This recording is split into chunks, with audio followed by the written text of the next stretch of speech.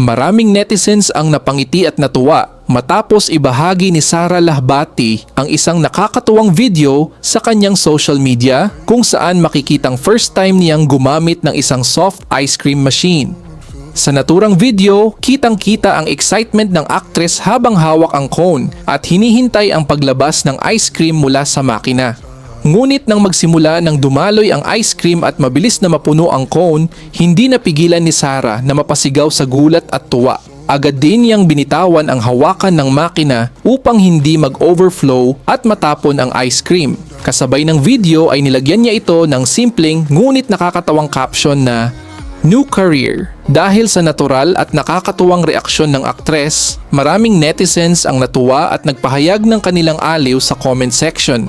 Ayon sa ilan, nakaka-relate sila sa naging karanasan ni Sara, lalo na sa mga unang beses pa lamang gumagamit ng ganitong uri ng ice cream machine. Marami rin ang nagsabing cute at genuine ang kanyang reaksyon, kaya naman mabilis na kumalat at pinag-usapan ang video online.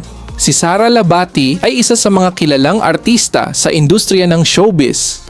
Nagsimula siyang makilala bilang isang actress at model at nakagawa na ng iba't ibang proyekto sa telebisyon at pelikula sa loob ng maraming taon. Bukod sa kanyang karera sa entertainment industry, hinahangaan din siya bilang isang mapagmahal na ina sa kanyang mga anak. How much should we sell this for?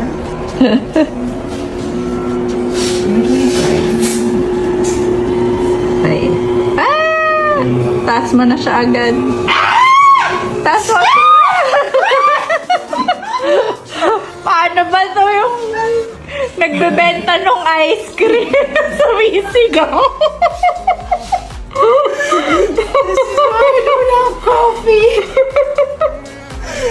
Thank you.